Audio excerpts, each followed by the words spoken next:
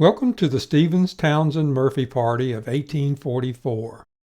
My name is Robert Keahey, and I am a docent at the Sunnyvale Heritage Park Museum, which is dedicated to the history of the Murphy family and the development of Sunnyvale, California. The Stephens-Townsend-Murphy Party of 1844 was named for three men: Elijah Stephens, Dr. John Townsend, and Martin Murphy, Sr. Elijah Stephens was born in 1804 in South Carolina. He spent his life as a blacksmith, trapper, hunter, guide, soldier, and farmer, and in the 1820s and 30s he was a free trapper in the Northwest.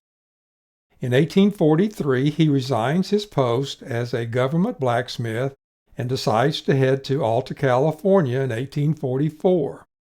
In 1848 he resides in San Jose, California, and in 1864 moves to the Kearns River area, where he becomes a chicken farmer and beekeeper.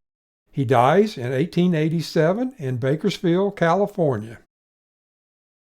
Dr. John Townsend was born in 1783 in Fayette County, Pennsylvania, and was a practicing physician. In 1844, he makes the decision, along with his wife and her brother Moses Schallenberger, to move to Alta California. In 1845, they settle in San Francisco, California, and in 1848, he becomes the fourth American alcalde, or magistrate, of San Francisco.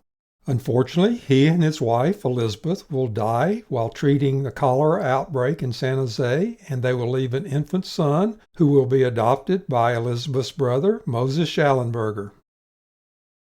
Martin Murphy Sr. was born in 1785 in Ferns, County Wexford, Ireland. He was a farmer and devout Irish Catholic. If you were an Irish Catholic in Ireland in the late 1700s and early 1800s, life was not too good. You were under British Protestant rule, and you had very few rights. You couldn't vote, you couldn't hold office, you could not own a firearm or serve in the military, and most importantly to Martin Murphy, you couldn't educate your children in the Catholic Church. So in 1820, they make the decision to move to Canada, settling in Frampton Township just outside of Quebec. Now, interestingly enough, due to Irish land laws, they would have to leave their oldest son, Martin Murphy Jr., and his sister Margaret in Ireland until Martin Murphy Jr. reached the age of 21 and could dispose of the land. Life in Canada was fairly good, the farming was adequate, and they were able to practice their religious freedom. But due to continued British Protestant influence from northern Canada and several cholera outbreaks, they made the decision to move to St. Joseph, Missouri in 1840, establishing a small community called Irish Grove. Again, life in Missouri was fairly good for the Murphy family, but unfortunately, due to an outbreak of malaria, Martin Murphy Sr. would lose his beloved wife, Mary Foley. In 1843, Martin Murphy Sr. would meet Father Christian Hooken, a Jesuit priest who had spent most of his time along the Missouri River, but had heard about California and the availability of rich land and a good climate. So once again, Martin Murphy Sr. makes the decision to move his family, and in 1844, they will move to Alta California. Upon reaching California, he will settle near Gilroy, California, on the Rancho Ojo de Agua de la Coche, and he will die in 1865 in Santa Clara, California. The Stephens-Townsend-Murphy Party was not the first party to bring wagons west. In fact, in 1840, Robert Newell and Joe Meek, mountaineers and fur trappers, would bring supply wagons to the Columbia River in Oregon. In 1840, the Joel Walker family would bring wagons to Fort Hall, which they would then convert to handcarts and take on to Oregon. In 1841, the Bidwell-Bartleson party would attempt to reach California, but they would abandon their wagons just west of the Great Salt Lake at the foot of the Pequot Mountains.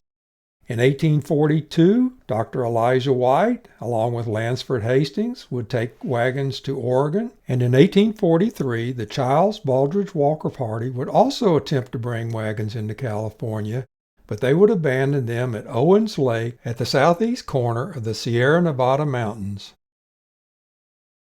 In 1844, over 1,500 pioneers would make the journey west.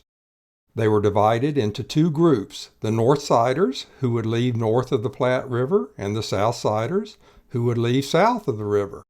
Three notable Southsider parties were the Nathaniel Ford Party, consisting of 74 wagons and about 500 people, the Neil Cornelius Gilliam Party, also known as the Independent Colony or the Company of Oregon Immigrants, which consisted of about 73 wagons and 325 people, and the Company of Catholics. And no, that's not a misspelling.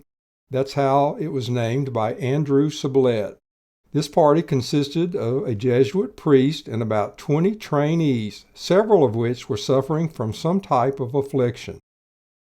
The Stephens-Townsend-Murphy Party of 50 people and 11 wagons was comprised of mostly Irish Catholics. On April 13, 1844, they were joined at the Nishnabotna River in Iowa by the John Thorpe Party, also known as the Lynn Association Party. The Thorpe Party consisted of 16 wagons and 14 men with their families and were mostly Protestants of several denominations. Unfortunately, the Stephens-Townsend-Murphy Party and the Thorpe parties were not very compatible. Each party was strongly committed to their religious beliefs, and they had clearly different destinations and priorities for getting there. The Thorpe Party did not want a leader or captain, as they felt the Oregon Trail was well known. This would lead to a split of the parties somewhere east of Fort Laramie, with a small number of the Oregon Party continuing with the Stephens-Townsend-Murphy Party to Fort Hall in Idaho. Unfortunately, like many other pioneer parties, there were no definitive records or diaries of the Stephens-Townsend-Murphy Party's journey. According to party member Sarah Armstrong Montgomery, Captain Elijah Stevens appointed Dr. John Townsend and Moses Schallenberger as recording secretaries. It is believed that Dr. Townsend had a diary, but it was either lost or stolen after his death in 1850. In 1885, almost 40 years after making the journey, Moses Schallenberger would dictate his reminiscence of the trip. This manuscript, which was destroyed in a fire several years later, would provide the basis for his memoirs titled Overland in 1844. Edmund Bray, one of the teamsters, in 1872 would dictate a 6-page letter to J.B. Tiffany in response to H.H. Bancroft's call for pioneer experiences. While somewhat factual in some areas, it does not provide much additional useful information. Using 11 different rosters from various sources, along with genealogy records, census data, and other sources, I have compiled this picture of the Stephens-Townsend-Murphy Party. There were a total of 52 members of the party who reached California in the winter of 1844 and spring of 1845. They consisted of 26 men, 8 women, and 18 children. The party was led by Elijah Stevens, and there were 2 other mountaineers and guides, Isaac Hitchcock and Caleb Old Greenwood, who was 81 years old at the time of the migration. Of the 11 wagons in the party, the 9 green wagons were identified by Moses Schallenberger. The blue wagon is believed to have belonged to Allen Montgomery and his wife, Sarah Armstrong Montgomery, based on their family status.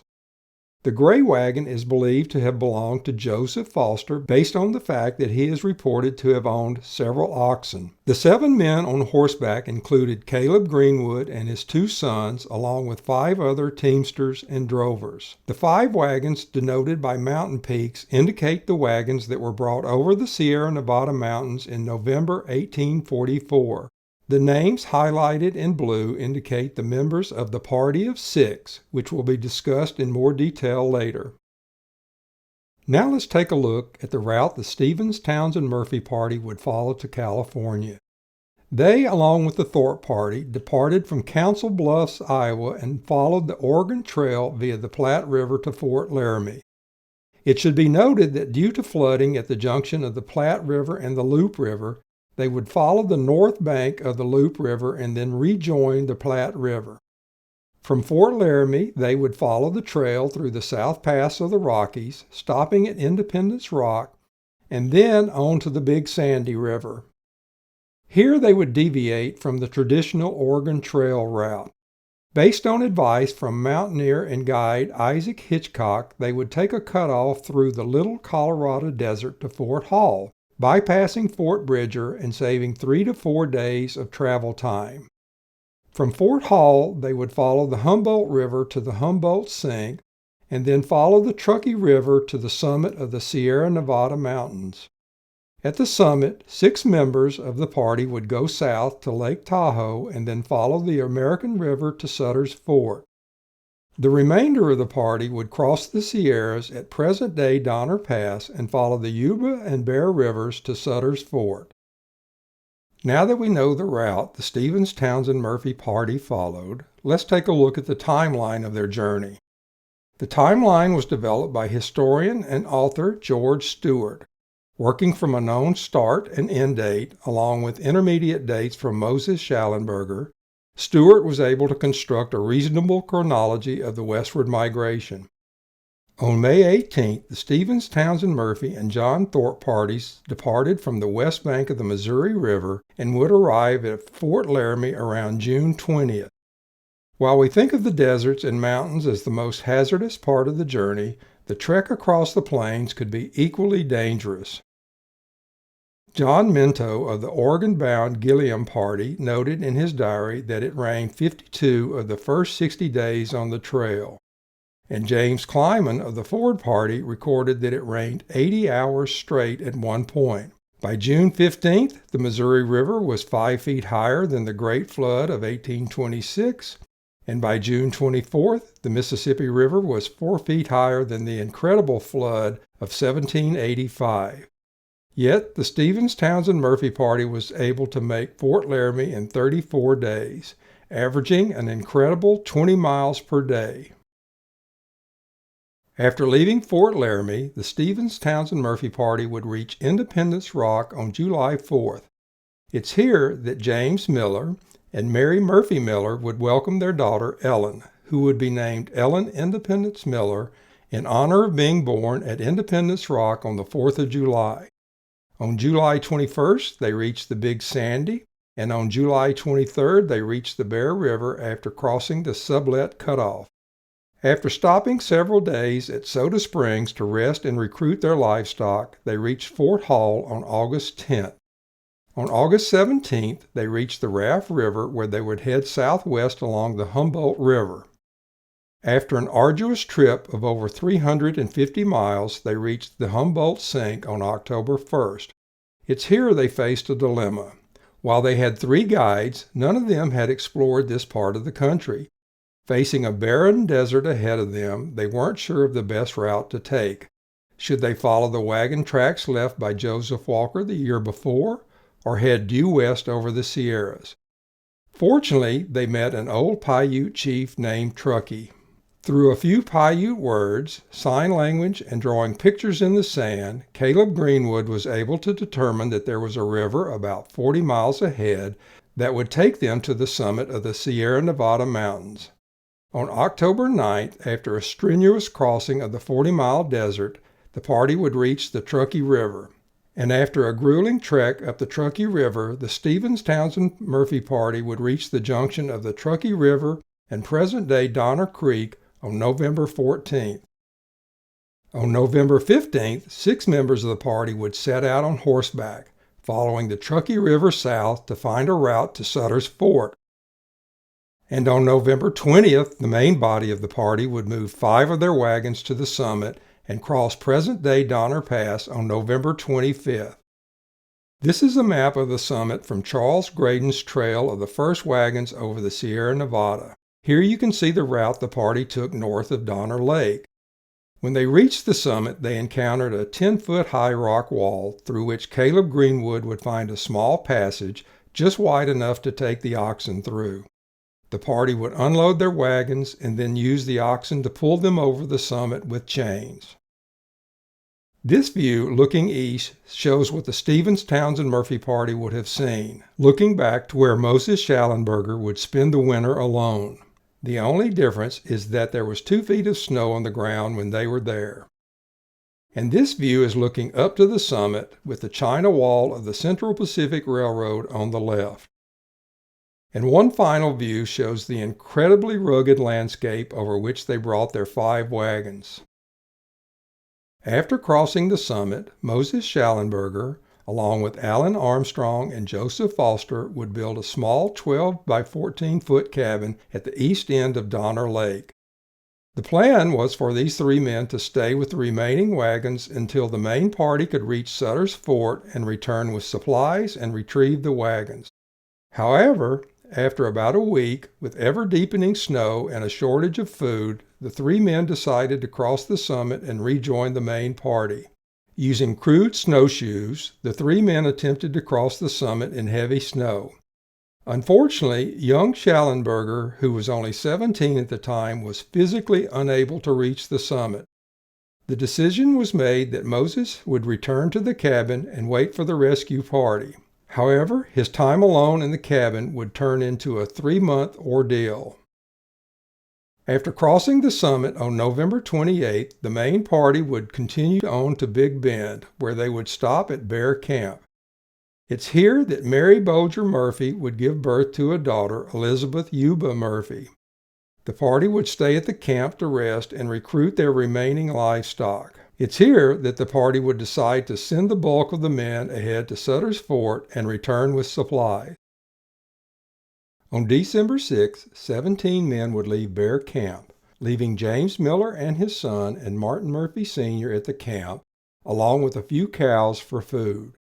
On December 10th, the party of 6 that went south along the Truckee River would reach Sutter's Fort, followed shortly by the party of 17 men. What happens next remains somewhat of a mystery. Rather than gathering supplies and returning to the Sierras, the men of the Stephens-Townsend-Murphy Party would join a makeshift army organized by fort owner John Sutter. In late 1844, the Mexican governor of California, Manuel Micheltoreno, was attempting to squash an uprising by former Governor Juan Bautista Alvarado, Jose Castro, and Pio Pico. On January 1, 1845, Sutter's army marches south, and on January 13th, Sutter's army joins Micheltoreno near present-day Salinas, California. And for the next 2 weeks, they chase Alvarado, Castro, and Pico around central California. It's during this time that the men of the Stephens-Townsend-Murphy Party decide that they are engaged in an exercise in futility and decide to return to Sutter's Fort. We don't know exactly when they reached the fort, but we do know that John Murphy was the last person to depart from Santa Barbara on February 17, 1845. After gathering supplies at Sutter's Fort, the men of the party returned to the Sierras around February 24th to rescue the remaining party members.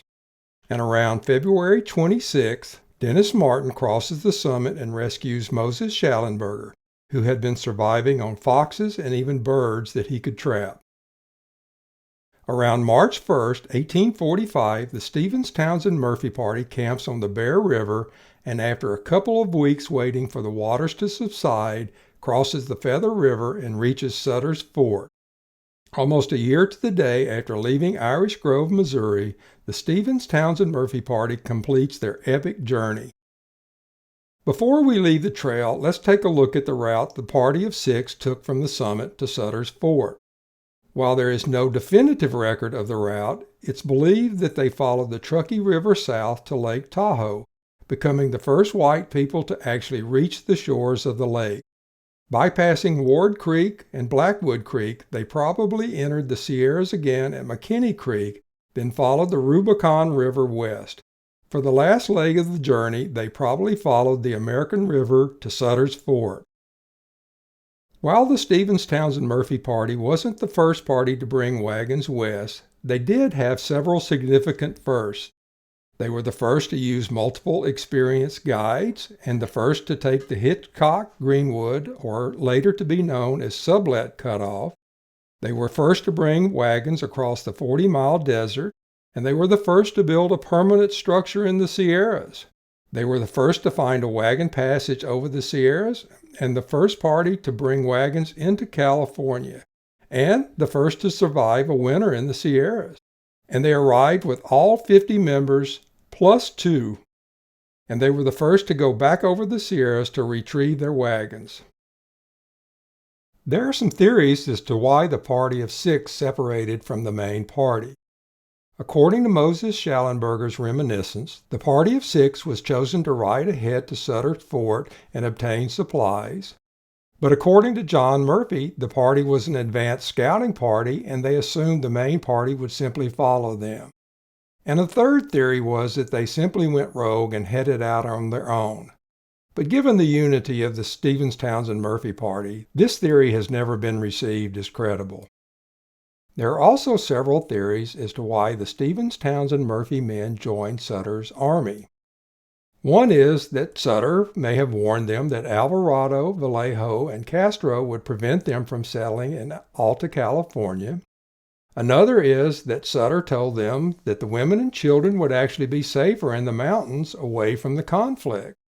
And another is that Sutter may have simply withheld provisions in exchange for their service, or under the authority of Micheltorano, he simply conscripted them. And finally, it may be that they simply felt it was the right thing to do. Unfortunately, we'll probably never know why the men would make the decision to leave their families in the Sierra Nevada mountains. It may well be that since most of them had no real experience with winter conditions in the mountains, they may not have realized the potential danger facing their families. Now let's take a look at some of the members of the Martin Murphy Sr. and Martin Murphy Jr. families. Martin Murphy Sr. and Mary Foley Murphy had 8 children. As mentioned earlier, Mary Foley Murphy would die from malaria while in Missouri.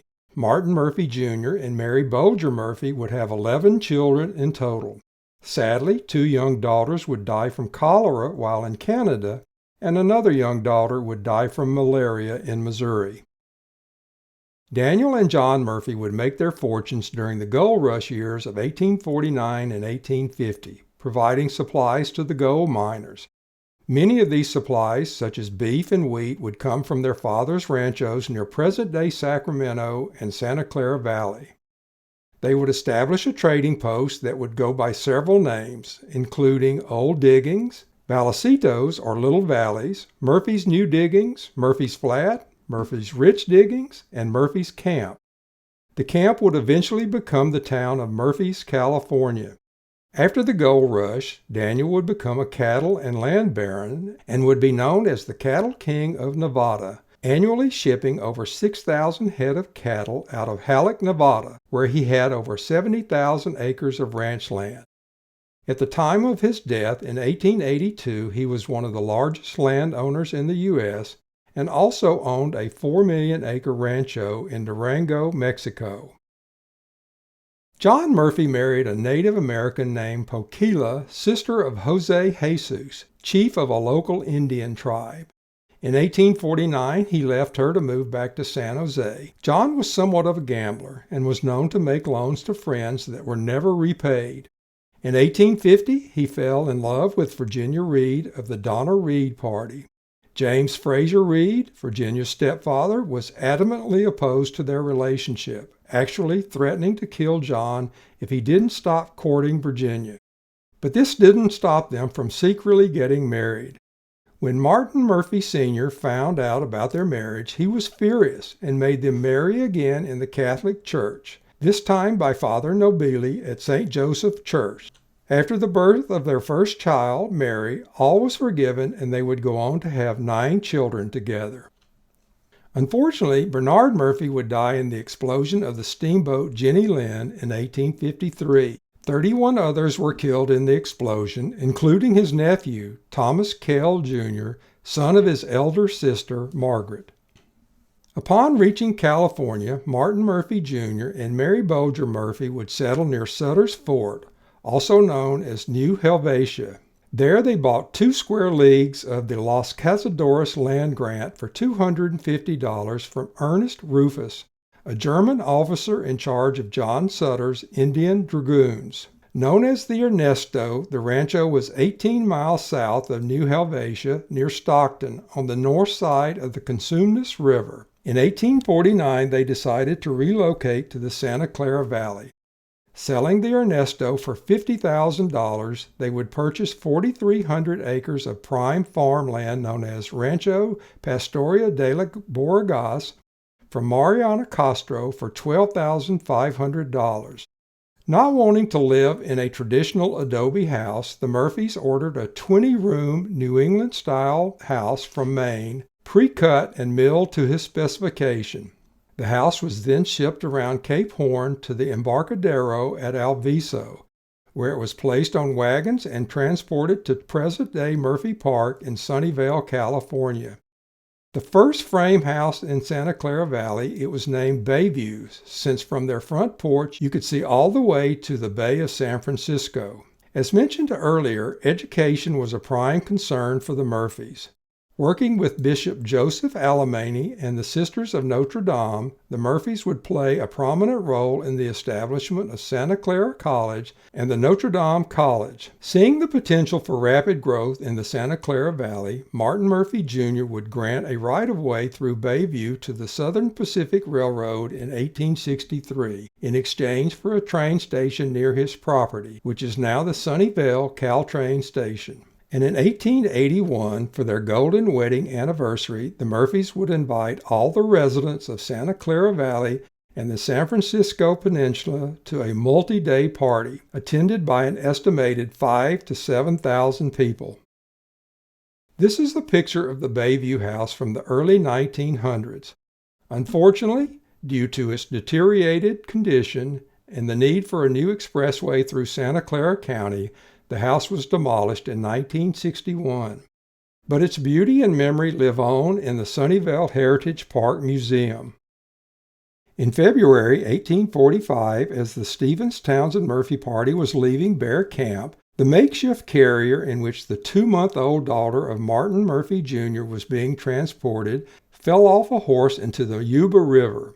After being rescued by her father, Elizabeth would be given the middle name of Yuba in memory of her harrowing experience. Elizabeth would marry William Tafe, a wealthy dry goods merchant from San Francisco. As a wedding gift, Martin Murphy Jr. would give his daughter 3,000 acres of land, which is now the city of Los Altos Hills, California. After separating from William Tafe, who died in 1869, Elizabeth would return to Bayview.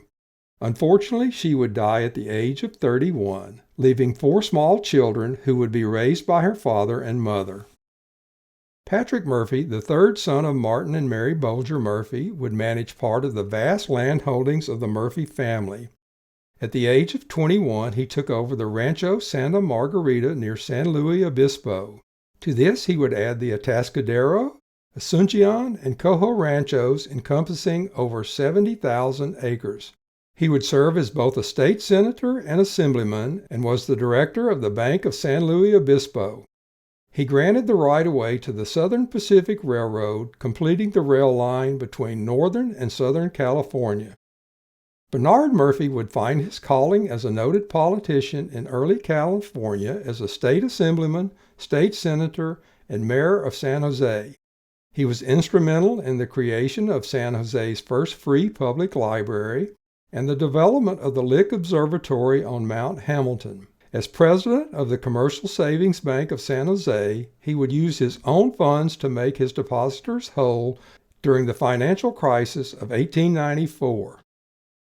Like many wealthy landowners of the time, the Murphys were impacted by the California property tax law, which was instituted in 1850 and was quickly followed by county and municipal property taxes. Unfortunately, the vast acreage that the Murphys owned did not produce enough income to cover the taxes, and in the mid to late 1800s, they sold most of their holdings. One of the purchasers of the Murphy property was a man by the name of Walter Crossman, a real estate developer and marketer who in the early 1890s would purchase approximately 200 acres next to Bayview. Crossman developed a vision for a town to be located on his newly acquired land and began advertising his plan in the mid to late 1890s. His original plan was to name this new town Murphy, California, but that name was already taken by the small town in the Sierra Nevada foothills named after Dan and John Murphy. Encina, Ensenada, and Encinal were also considered, but also were already taken. Regardless of the final name, Crossman had a vision for what he called the City of Destiny. After the great earthquake of 1906, he would convince several companies to relocate to what would become Sunnyvale in 1912. And these would be the first of an amazing list of globally recognized companies that would call Sunnyvale home, taking it from its humble beginnings as a sheep and cattle ranch to the center of the innovation capital of the world. If you're interested in learning more about the early pioneer migrations and the Murphys, I would suggest the following books. George Stewart's The California Trail, in which he chronicles several of the early migrations to California. The Opening of the California Trail, also by Stewart, in which he describes in detail the Stephens-Townsend-Murphy Party. This book also includes Moses Schallenberger's Overland in 1844. And Frank McLenn's Wagons West, which covers the early westward migrations to Oregon and California. For details on the trail over the Sierras blazed by the Stephens-Townsend-Murphy Party, I would recommend Charles Graydon's Trail of the First Wagons over the Sierra Nevada, and Forgotten Journey, an excellent 1-hour video documentary of the Stephens-Townsend-Murphy saga. Thank you for your time, and please visit the Sunnyvale Heritage Park Museum or on the web at heritageparkmuseum.org.